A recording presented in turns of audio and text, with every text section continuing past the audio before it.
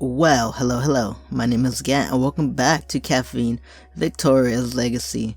Man, last time our character took a nap after discussing plans with Mel about the business, and now we resume. Gee, that short nap didn't work out. By the time I woke up, it's already sunset. I decided to cook myself dinner and went to bed again, as I didn't want to ruin my sleep schedule. That's how I ended up wasting a whole Sunday. Ugh.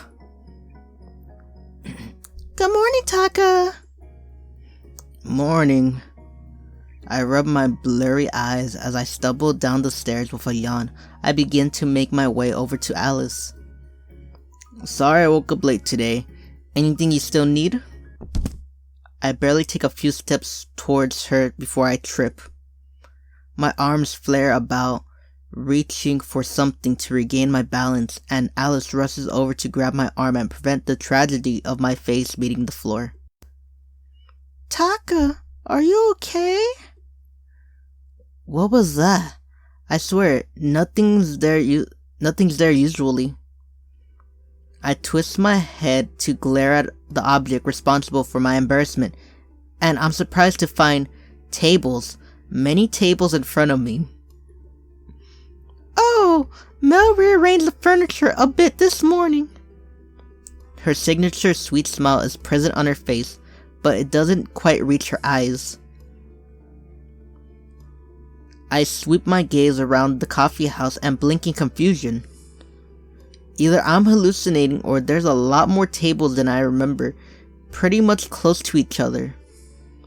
Not only that, but the rug on the floor is also gone. That's rearranging the furniture a bit. Well, she said we should get rid of some wasted space and that it will help bring in more customers. She also told me about some new rules and arrangement for the day. Something about minimum charge. Fuck, I told her not to do that. I guess Mel did stay up all night to iron out the remaining details. Yeah, something like that. I heard about it yesterday, but I gestured at the new layout of the coffee house. She most certainly didn't mention anything about this new layout. Honestly, for all of Mel's business sense, interior design is not one of her strong suits. And, I actually want to talk to you about that. I mean, I don't know, don't you think? Alice's voice trails off into a sigh, and she seems to change her mind at mid-sentence, shaking her head instead. Wait, Alice, are you unhappy with Mel's plan? No, never mind, it's nothing. I trust Mel. I'm sure she knows what she's doing. I want the coffee house to do well too. So she says, but I don't think I'm imagining the hint of unhappiness in her eyes. Before I can press the matter, Mel appears, apparently returning from her quick trip down the basement. Oh hey, Taka, you're finally up. Are you excited? I know I am. So, wait, go back. So Mel, this rearrangement, it's going to be great. I can't wait to see how well this turn works out. Without even waiting for my response, Mel beams at me and rushes off to continue with her preparation for opening. Alice takes her leave as well, giving me a small smile and nod before ducking into the kitchen to start baking pastries. I can only sigh and start nudging the new tables and chairs around, hoping to reduce the cramped feeling as much as possible. Before long, the coffee house is open for business for the day, and customers begin trailing in for their morning fix. This is gonna be a clusterfuck. Together with Eliza, Mel makes sure to greet every new customer with a bright smile, followed by informing them about the new rule of the coffee house. I see a lot of raised eyebrows and more than a few displeased scowls, and demands to know the reason for these rules. Thankfully though, most seem to accept them without too much trouble and continue to find a seat. Eliza walks over with a slight irritation showing on her face. These table arrangements are too close to each other. I have trouble going through the gaps. Maybe you can take a deep breath and concentrate on your abdomen. Alright, let me try. It worked, Taka. I slipped through. You're amazing. Glad to be at your... Wait, Taka, is that a subtle jab at me for being chubby? Huh? No, wait. You're a long way from being chubby. Why do you think that? I hate you, Taka. What the fuck? What did I do? What did I do wrong? I'm innocent. Oh well. One well-dressed gentleman who looks like a cupper waves over at me, settling in a seat, and I rush forward with a polite greeting. Good morning. What would you like to order? Did you change the layout of these tables? I could barely sit in my chair without bumping into the seat behind me. He demonstrates for me and frowns, clearly expecting me to fix the problem. I'm very sorry, sir. Perhaps I can move your table a bit further away. I try my best to shuffle this cupper's table and chair to allow for more free room, but my efforts don't result in much success, given the cramped space available.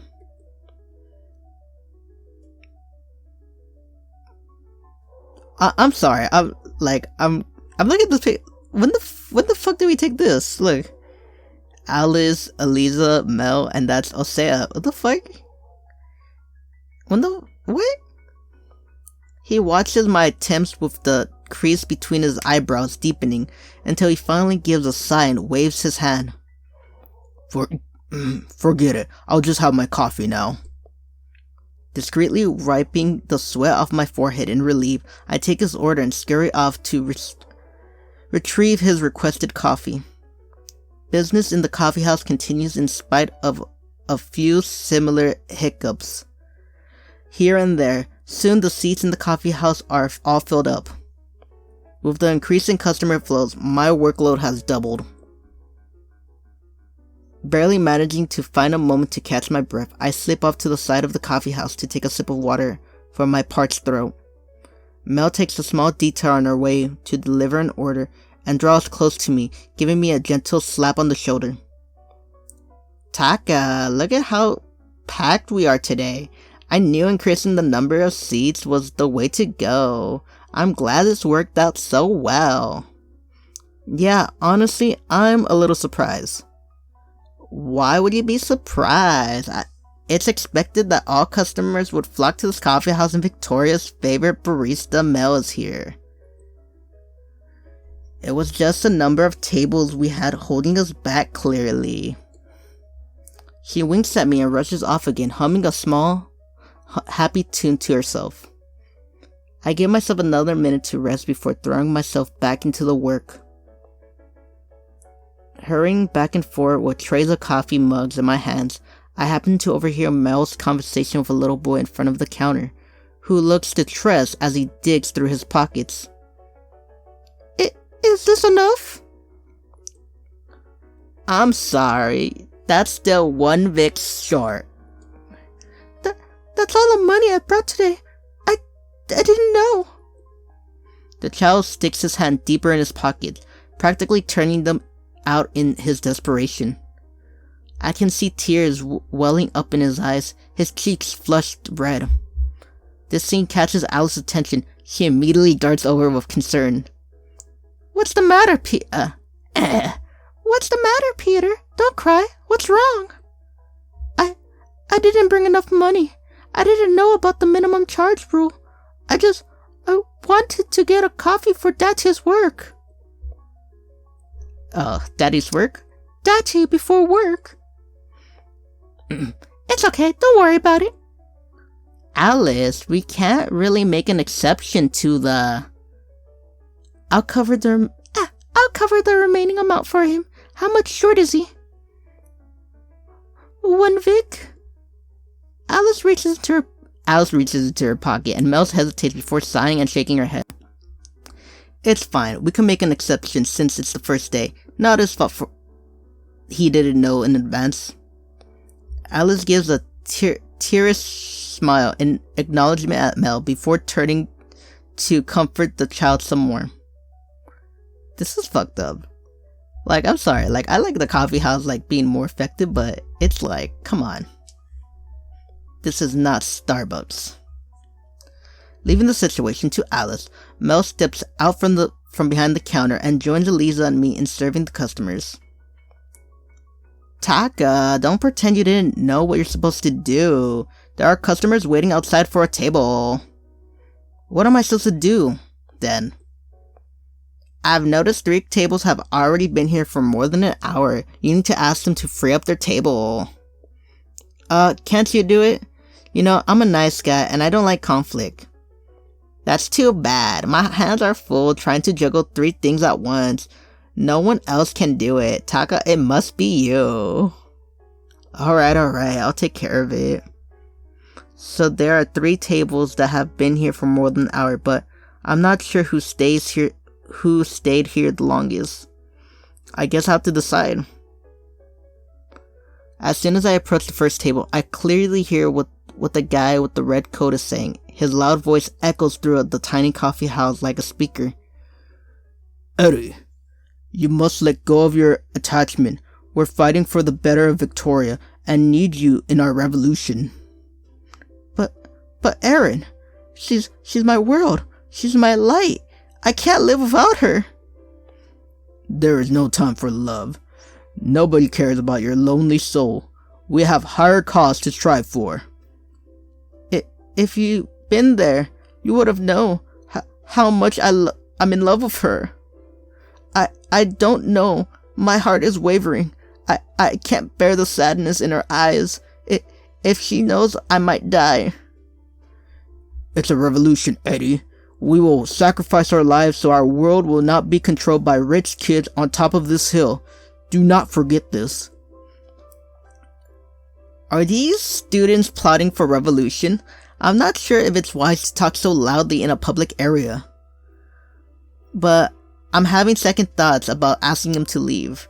Who knows what kind of grudge they'll hold against me. The last thing I want for them is to send me to the guillotine once their revolution succeeds. I discreetly walk over to the next table where a bunch of girls in fancy dresses are chit-chatting. Surely, Elizabeth, you should buy a new hat for yourself. Mr. Tarski might invite you to an outing anytime soon. Spare me the pain. The proud, unpleasant man inviting me for an outing? He'll be the last man I'll ever be privileged to marry. You are in denial. All it is true, universally acknowledged, that a single couple in possession of a godly palate must be in want of equal accomplished partner. Let's not talk about that, man. But my, these hats. Ooh, look how pretty these hats is. And it's only 500 Vicks. My. The hats with the burrina and the cogwheel sure looks gorgeous. But hats are so last season. I hear this year it's all about metal caps. The fuck what am I doing in my life? Ooh, but metal caps are so heavy. They could easily break my neck.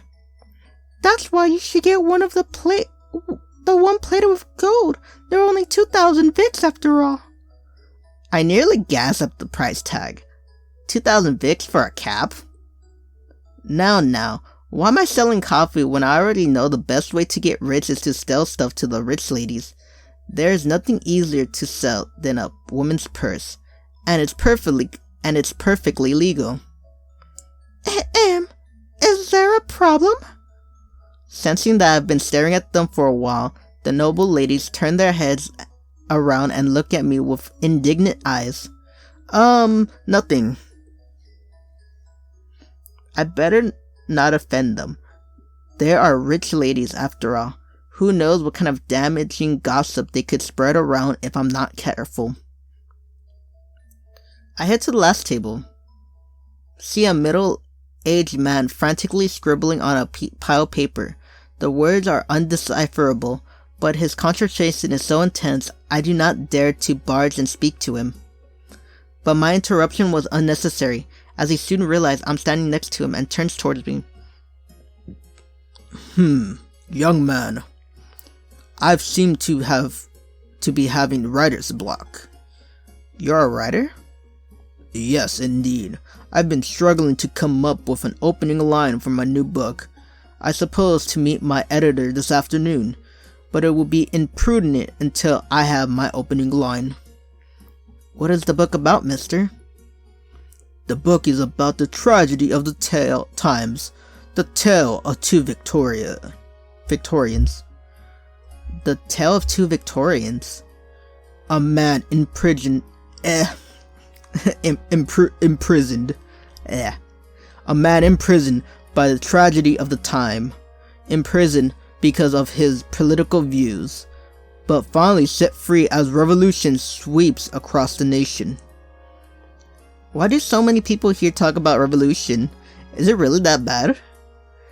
At last, this opening line is killing me. I'm not sure if asking a writer to free up his seat is a good thing. If he ever becomes successful, he might give us a tarnishing view. Writers can hold long grudges. I better be careful. Don't give me those eyes. Like, I'm deciding. But if I don't choose one table, then my punishment will be more immediate and closer to home. Yeah, I really need to choose one table and ask them to leave, otherwise Mel won't be happy. Well, you know who I'm kicking out. Like, I'm not gonna lie, it's easy. One, literally, this guy's writing about revolution, these people are talking about revolution. You know what I mean? It's like, I'm not kicking none of them out, because I might get killed, and I might support the revolution, fuck it. 1776 again. We gotta free the colonies from the tyranny of the British people. Nah, I'm just kidding. I love you, British people. But I'm not kicking them out. Let's see. Kick out the writer? No. I'm kicking out the ladies. That's the... Sorry, ladies. As soon as I open my mouth, their chit-chat dies down and is replaced by an indignant stare. Their intense glare bears on me like a walloping storm. This is making me so nervous, especially when they don't look friendly at all. Really, dude, just get the out of here, you know what I mean? I gotta stop cursing. Like, I was cursing earlier, but from now on, I'm not gonna curse, because, I stay quiet too long, in fact, that finally, one of the ladies grows impatient and turns around to give me a noble stare. Yes? How may I help you, commoner? Dude, really? That's not that hard. Braids. Huh? You look nice with braids. The woman stays silent for a while. Then suddenly, the whole table turns into a riot. Why didn't I think of that? Of course, braids! Is that what lures young men these days? To have their admiring gazes linger longer towards my gorgeous soul? I heard even the princes wear braids these days. It's definitely going to become fashion in a couple of months. Ladies, there are no time to lose. We must demand our hairdressers to free up their afternoon so we can be the first to set this fashion trend. The noble ladies all stand up in unison. To the counter, they drop a single note and walk out of the coffee house without even looking back. Keep the change. Keep the change? But that's a 20 Vic note you left here, and your order was only 5 Vic. Mel, shut up. Phew, I can't believe I got around that. Hey Mel, I freed up the table. Just as I was gonna shout out for Mel, I hear a commotion coming from the corner of the coffee house. And to my frustration, I see Mel talking to a red-faced customer whose volume continues rising until I hear every word, even from where I'm standing.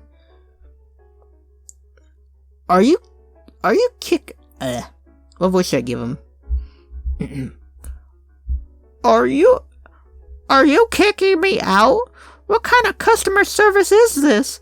I paid for this coffee. I have every right to sit here and enjoy it. Wow, of course you can sit and enjoy your coffee, but you already finished it and it's been over an hour since you've been sitting here. I'm waiting for a friend who just hasn't arrived.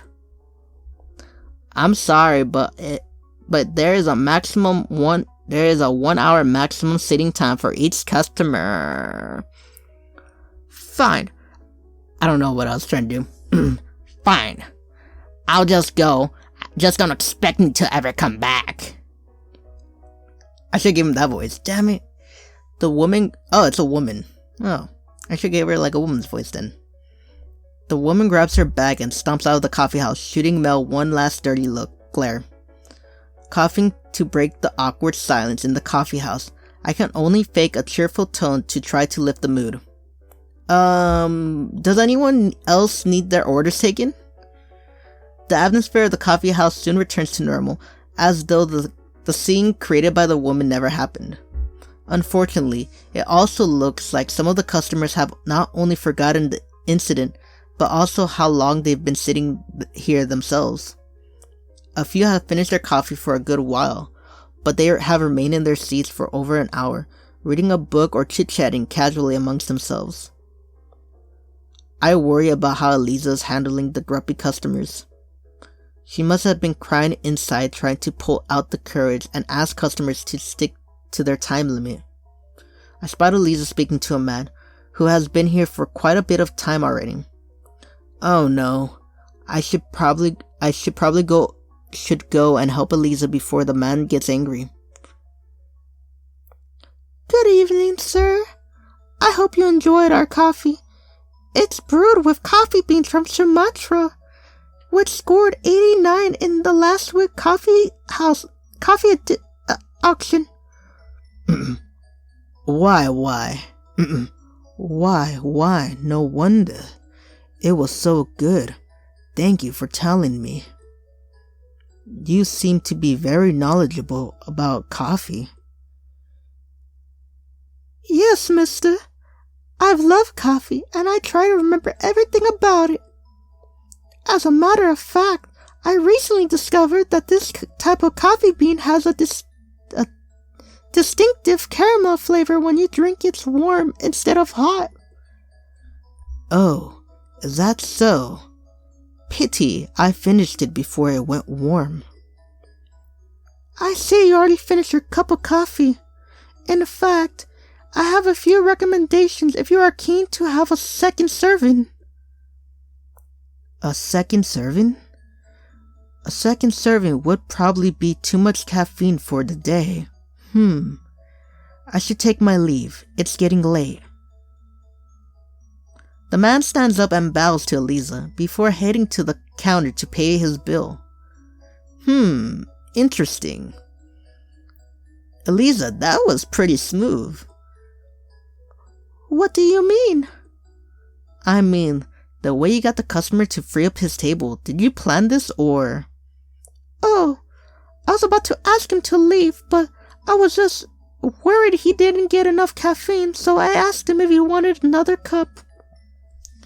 But you're right. If I was in his shoes, if someone asked me to order another cup of coffee, but I didn't feel like it, I would be too embarrassed to stay. I probably should have thought of that. Eliza's head droops like a child who just did something wrong. No, you didn't do nothing wrong, baby girl. I'm fucking up with this girl. That leaves me pondering though. I don't have time to give much thought to it. I've noticed yet another upset woman, this time speaking to Mel at the counter. She's wearing a really exotic dress. I wonder what's happening. Quickly delivering order, I sit down my tray and hurry over to see what the problem is. What the fuck? Oh, you don't get a voice but you get a name? Really? I just thought you wanted some of this tea. Your prices are way too high. Like I said, I'm sorry, but we're not interested. Is something the matter? My name is Kakumi, and I've come from the tea house a couple blocks away. I was trying to see if Alice might be interested in buying some of my tea. Our coffee house can't afford to use such expensive tea. Please take your tea elsewhere. I'm so sorry to bother you. I just haven't had any luck with other coffee houses, and my father will be unhappy if I go home without selling any tea at all. I don't know what to say. I would hate for Kikumi to get scolded by her father, but Mel's also right. We can't really afford to raise our costs right now.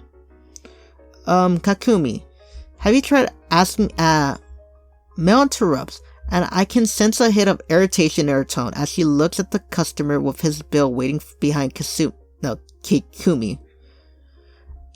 I'm sorry to hear that, but we can't help you. Please just take your tea and leave. You're holding up other customers. I'm sorry. I will go. She runs out of the coffee house with her face painted white, teardrops raining down her face. What happened? Was that Kakumi? Why is she crying? Oh no. The last thing we need is for Mel to to Alice to get involved too. Alice, nothing happened. Everything's fine. Like, everything's okay. Okay? She's just having one of those days, you know? I'm not blind, Taka. That was Kakumi, wasn't it? What was she trying to sell? Was she trying to sell her tea? Why did she run away crying? Alice looks at Mel, and I can tell the moment she realized what happened, because she steps closer to Mel, her expression transforming into one of agitation. Mel, I know you've been working hard to improve the coffee house business, but I'm sorry, I don't like these new rules. Can we change things back? What? Why? What's wrong with them? They've been working great. Haven't you noticed? Great? You really believe that? Noticing the stares being cast in our direction, I hastily clear my throat and step in between them, placing a hand on their shoulders. Alice, Mel, listen, how about we move this conversation upstairs? Let's not ruin the mood of these customers enjoying their coffee. Alice glances around the coffee house and nods in agreement, turning to walk up the stairs. Mel quickly grabs some papers from the counter, which I recognize as some of her proposals and plans from last night, before following Alice. Dude, she's gonna get fired, watch. We fall into my bedroom, and I make sure to close the door firmly behind us to avoid our voices carrying downstairs. Mel! Please get everything back to normal right now! I can't stand it! Dude, that scared the fuck out of me because I wasn't expecting her to talk. Huh? Just as I close the door, Alice is already bursting like a phoenix on fire, staring at Mel with ominous glow. Am I seeing things? Alice's eyes are emitting yellow sparks which aim towards Mel. I don't agree with canceling the new plans. Can't you see they're working? Why would you want to do that? I turn to Mel, who has reflected the beams and is herself emitting a colorful glow of yellow. Their combined forces of lightning send sparks flying everywhere, producing a blast that lights up the background with a violent orange.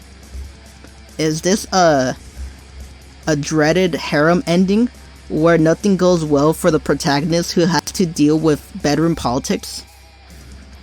What the fuck am I saying? What am I thinking? I need to calm them both down. Because they're upsetting people, Mel! It's only been a few hours since the coffee house opened today, and already 3 customers have left upset. I don't feel right about this. I don't like these changes. I feel like they were a bad idea. I've never seen Alice get this riled up before, nor hear her speak with such a raised voice laden with distress. My plans aren't bad. Look at how many more customers we're getting. Look at how busy the coffee house is. Wait till we do the calculations at the end of the day. We're making so much more than before, all because of the new rules and plans. I don't care how much profit we're making, Mel. It's not about money. This is not what I want. I want to make people happy. With this coffee house. I want people to leave with a smile after eating my pastries, not run out crying. Feeling a pit in my stomach and the sight of the two girls angrily facing off each other, I want to step in, but I don't know what to say. Alice, the coffee house is a business, not a charity. Don't you understand the financial situation this coffee house is in? Have you looked at the ledger? We're losing money every day. We have to make changes like these, unless you want the coffee house to close down, which it very well might at this rate. We have been making changes. We've been doing better, thanks to Taka's suggestions. They aren't good enough. We are still in the red, remember? These plans are good for the coffee house, Alice. Look, I can explain them to you. This is getting pretty good. What the fuck? Damn it, I said I wasn't gonna swear. Mel holds out her papers to Alice, waiting for her to take and read them through. However, Alice takes a deep breath and addresses me. Taka, you said you heard about the minimum charge thing last night. Did you know about all her plans before today? I gulp in dread. I don't like the way Alice is looking at me. Yeah, she showed me her proposals and plans last night. I did try to refine her ideas and offer some other suggestions of what we can do though. Alice's eyes burn with what appears to be disappointment. Well, Taka, do you understand my point of view now at least? Can you see why I don't want this to continue at the coffee house? Taka, you know the coffee house needs this to survive. Don't make me choose. I don't like this. Don't make me choose on like who to side with. The two girls turn their expectant stares onto me, and I take an involuntary step backwards. Why am I getting dragged into this? What am I supposed to say? Nothing I can say possibly ends well.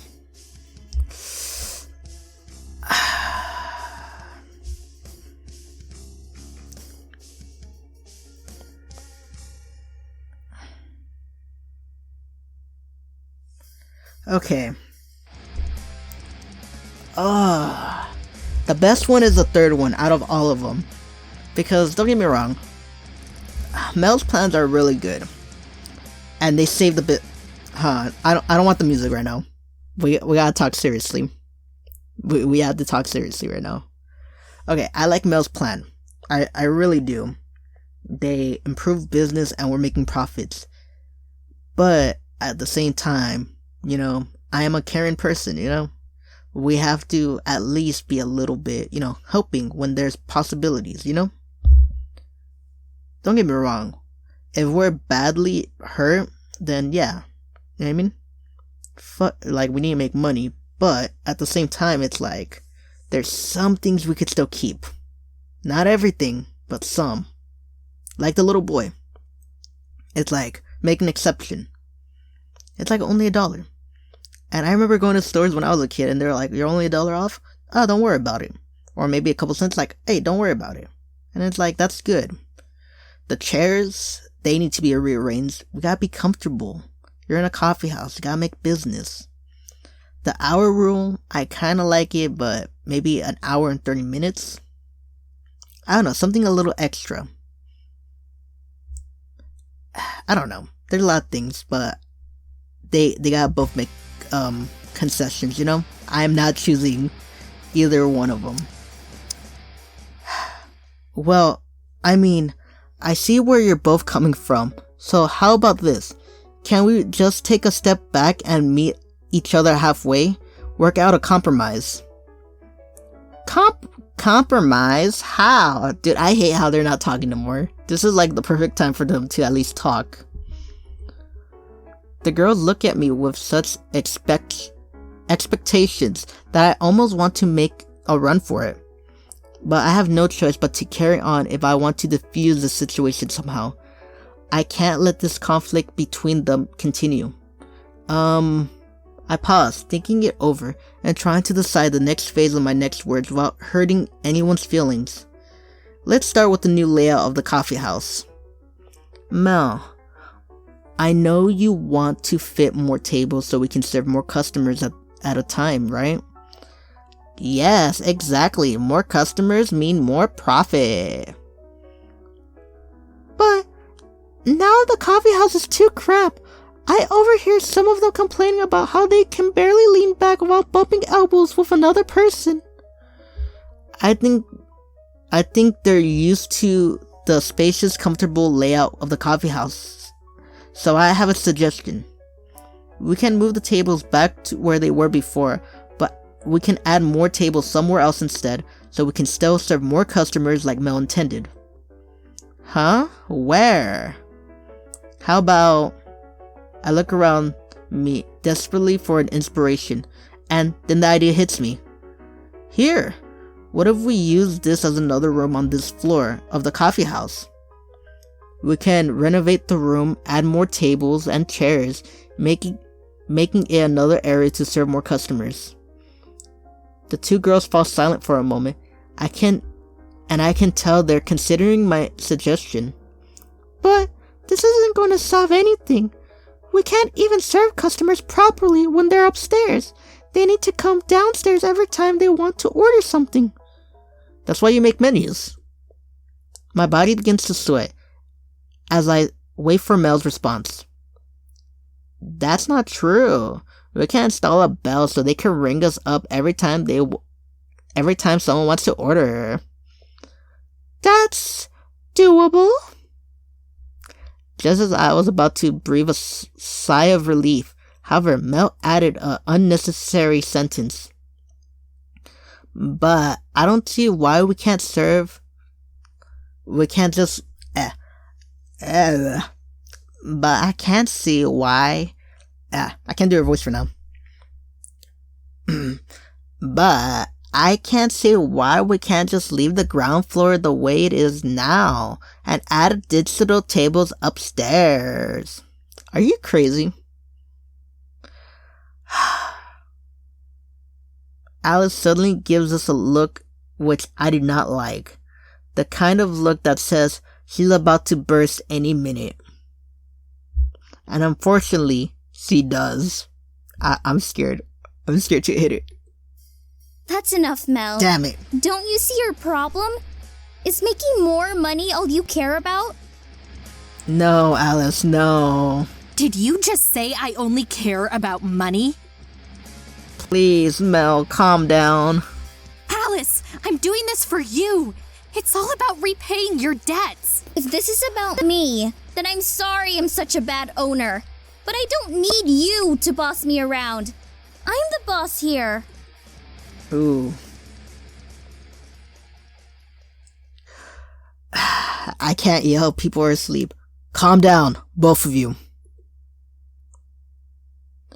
What is wrong with both of you? Can't you both just calm down and listen to each other and listen what each other is saying? How can you say things like that? This conversation isn't going anywhere. I'm going back downstairs to help poor Eliza. Me too. We've been up here for too long already. Neither of them says another word, frantically descending the staircase, leaving me totally bewildered. What just happened? Just as I thought they were going to reach a compromise, this happened. Are their positions so drastically different that there is no way to reconcile? The rest of the day passes by in a whirl. Before we know it, it's closing time. Alice closes the door behind the last customer and flips the sign to say close. And that is it for today. Thanks for the great business, everyone. Sighing, I collapse into a nearby chair in exhaustion. Finally. Today was such a long day. That's just means we have a lot of customers. That's a good thing. I wonder how much we made today. It feels like it should be a lot. You know what? I'll do the calculations right now and find out.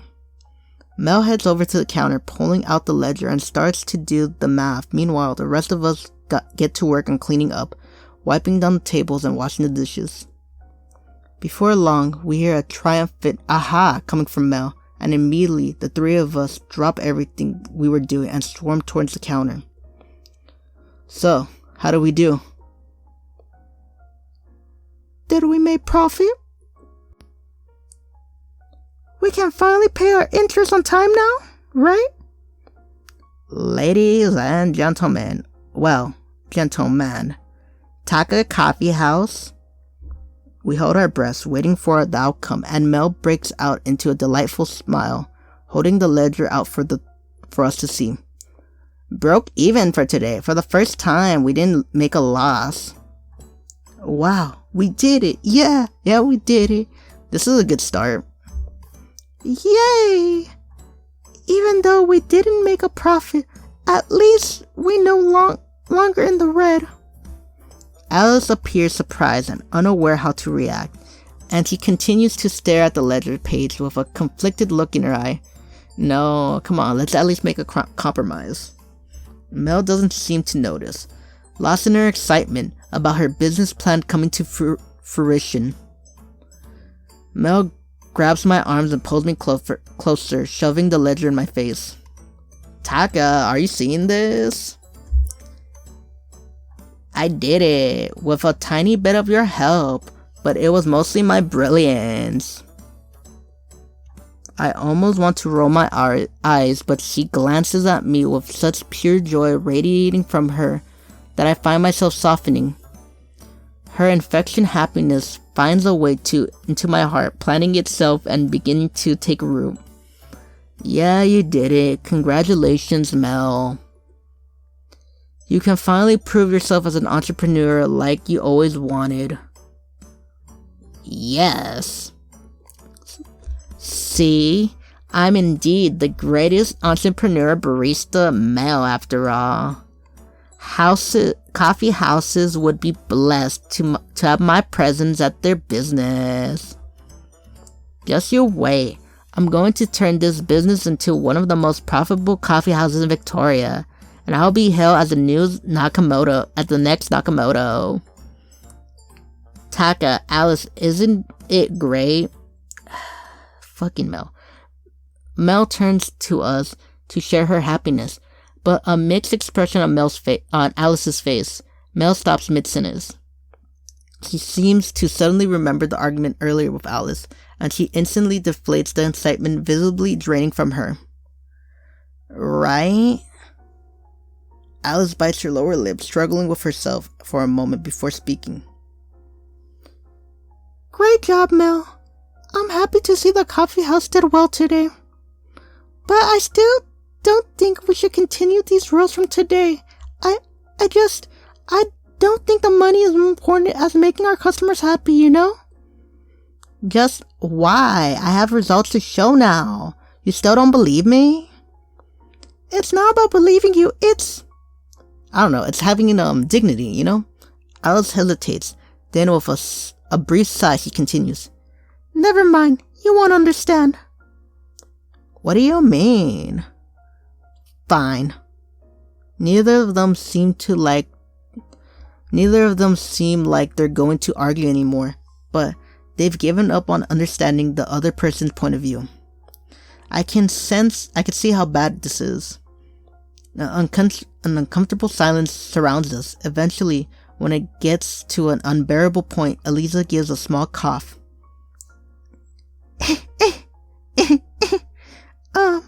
This may not be the best time, but I have something to announce. Oh, what is it, Alice? Today is my last day working at this coffee house. Why are you smiling? What the fuck? She's like, I don't like how this is turning out to be. What? No, why? Surprised, it takes me a moment to process Elisa's words, and then a wave of sadness rushes over me at the idea of no longer seeing her at the coffee house. She hasn't been here for long, but she already such an important part of the coffee house. It wouldn't be the same without her. Dude, she makes the coffee beans though. What do you mean fire? Unless you're gonna give us someone else who can do coffee beans. What? Why are you leaving, Elisa? Do you not like us anymore? Did we upset you? Did we upset you? I bet it's Taka, right? Whatever you did, Taka, apologize to Elisa right now. What? It wasn't me. Elisa chuckles and she finally lifts her head to look at us. Her gaze seems to linger on me for a beat longer. A bit longer? A bit longer than others before turning away. Just as long enough for me to panic internally and try to remember everything I've said to her. Was it really me? Did I do something wrong? It's not anyone's fault. Taka didn't do anything. Neither did any of you. Then, please stay. The coffee house needs you, and we'll miss you a lot. Maybe you can rethink your decision. Elisa shakes her head gently but firmly. I'm sorry, but my mind is made up. You know, I only came to work here because I wanted some work experience, which I got enough for now, I think. So, I want to focus on my studies again and hold my caffeine skills more. None of us knows what to say, but we all give up trying to change Elisa's mind at the same time. It's true that Elisa doesn't need to work here for money. She already stayed with us far longer than necessary to help us. I understand and respect your decision. Thank you for everything you've done for the coffee house. We really appreciate it. Yeah, you were the greatest addition to the coffee house. We're going to miss you. I'll miss seeing you around the coffee house, but I'll drop by the academia when I have time to see you. It was a pleasure working with all of you. Thank you for teaching me so much. I'll be sure to visit Taka Coffee House whenever I can. With a small wave, Elisa starts to pack up before taking one long last look at the wall. Her eyes pause on the picture. I hope you find your mom soon, Taka. You know what? We haven't done nothing about finding his mom. And with that, Elisa heads out the door. Wait, Elisa. I follow her outside. Elisa turns around and looks at me, but evades my stare immediately when our eyes meet. What is it, Taka? What is it, Taka? At least let me walk with you for a while. Walk with me? Alright. My voice is breaking. We walk silently to the escalators. Both of us remain silent, but the silence is deafening and start to feel awkward. I should say something to her, but I don't really know what to say. Taka. Elisa is the first one to speak, which surprises me. I turn towards her. Thank you for everything. You're thanking me? But I haven't done anything for you. I just wanted to say, if it weren't for you, I would never come to work at the coffee house, and I would have never met Alice and Mel. Working at this coffee house has been the happiest days of my life, and I thank you. Then, stay. However, I could not bring myself to say it out loud, as if that ship has already sailed. But good times come to an end. I'm not an ordinary person, you know. Papa has great expectations for me, as well as my cousins. And knowing what happened to Cody, my mind is made up. Greater things are ahead of me. I wanted to stand on the higher ground and make a greater impact on those in need of help. That is why I'm leaving. I understand now. After all, you are nobility, right? I guess your papa is someone influential, and you want to work hard so you can make Victoria a better place someday. Like helping kids like Caldi receive justice. I understand. This coffee house isn't for you. You have greater things ahead of you. Yes, that's right. Thank you for understanding. Dude, don't go though. When she says the last sentence, I've noticed her lightly choking on her words. But she regained her steadiness and looks at me confidently. I will take my leave now. Hope we'll meet again. ... I forgot she could teleport. So she walked with me just to talk to me. In the end, I never got to know Eliza that well.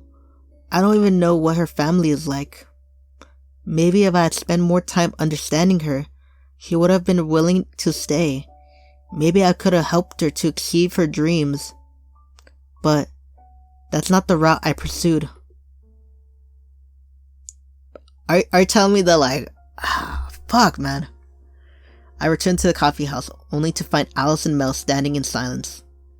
It seems that Eliza's resignation hasn't quite sunk in yet. The tension in the room is so thick that it could already be cut by a knife, and both Alice and Mel are decidedly avoiding each other's eyes. Caught in the middle, I'm at a loss for what to do. This cannot continue. How can I restore the peace between them? I'm going to walk in the park to get some air. I'll be back later to help with the cleanup if you guys still need it. Well, I need to, I'm going down to the basement and check on our supplies. You're gonna make me choose between them, aren't you? Both of them walk away in opposite directions. As much as I want them to speak to each other and reconcile, I know this is not possible for now. I should probably speak to them alone. But who should I speak to first? Well, you're gonna have to find out next time. Yes, I'm leaving here on a bummer. I know, but I don't know, man. That Elisa thing, that one hit me. It hit me hard right now. I'm not gonna lie. So I'm just gonna leave it here and go cry myself to sleep. So if you like this video, hit the subscribe button, hit the like button, leave a comment about how you're gonna miss Eliza. And I should have picked her instead of Mel, because right now we are messing up so badly. Damn it, man. This is a sad... I don't know what's happening. This got really sad. But hopefully Mel and Alice could, be happy again,